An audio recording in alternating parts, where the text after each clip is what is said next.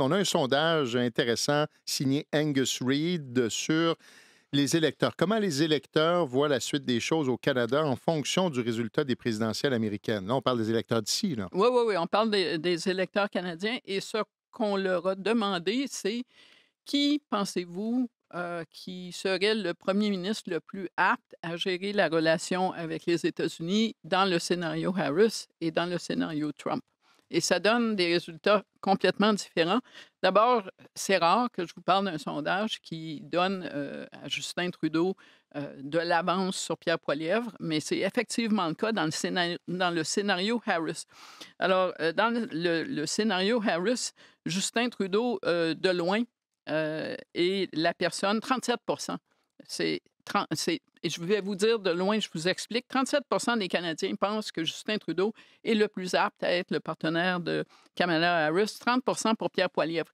Mais Et quand peu importe là, l'allégeance de ces Canadiens, là, il y a un mélange, évidemment, les conservateurs ont tendance à toujours dire que Poilievre est Pierre meilleur Poilievre, pour tout, là. mais à 30 on est en dessous du score de M. Poilievre dans les intentions de vote.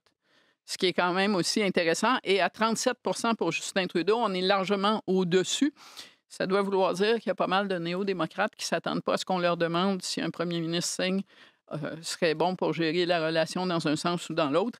Mais quand on découpe, c'est encore plus intéressant parce que dans le scénario Harris, Justin Trudeau l'emporte comme le premier ministre le plus apte à gérer la relation avec les États-Unis dans toutes les principales régions du Canada, à l'exception, évidemment, des prairies, y compris l'Alberta. Mais au Québec, par exemple, c'est 39 pensent Justin Trudeau, si Harris gagne, contre 16 pour Pierre Poilievre. En Ontario, c'est 39 pour Justin Trudeau, 32. Ça fait je ne sais pas combien de temps que je n'ai pas vu un chiffre ontarien où Justin Trudeau devançait de quelque façon que ce soit Pierre Poilievre. En Colombie-Britannique, 37-30 pour Justin Trudeau. Et dans l'Atlantique, et on va reparler de l'Atlantique un peu plus tard, c'est 43 pour Trudeau, 28 pour Pierre Poilievre. Renverser les choses, Donald Trump remporte les élections et là, on se retrouve avec avantage Poilievre. Les électeurs disent qu'il serait le mieux placé pour trouver une façon de s'entendre avec ce personnage-là. Et c'est vrai dans toutes les régions du pays, de façon totalement claire pour les électeurs de la majorité des provinces. Il y a une exception, devinez laquelle, comme d'habitude, au Québec, M. Poilievre réussit jamais à plaire suffisamment aux gens. Alors oui, Peu importe la question qu'on pose. écoute, il arrive en premier. 25 disent que ce serait mieux avec Poilievre. 21 disent que ce serait mieux avec Trudeau. Mais le vrai score, parce que vous avez sans doute remarqué qu'aucun de mes scores arrive à 100 c'est parce qu'il y a des gens qui disent ni l'un ni l'autre. Au Québec, ni l'un ni l'autre, c'est 37.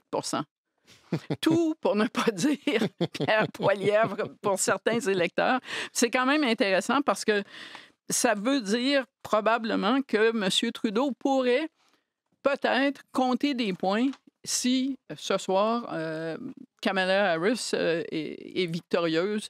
Il pourrait peut-être s'appuyer là-dessus. Par contre, le fait qu'il a déjà géré Trump dans un premier mandat, ça ne semble pas avoir un gros effet sur l'électorat par comparaison, mais ce sont quand même des chiffres intéressants.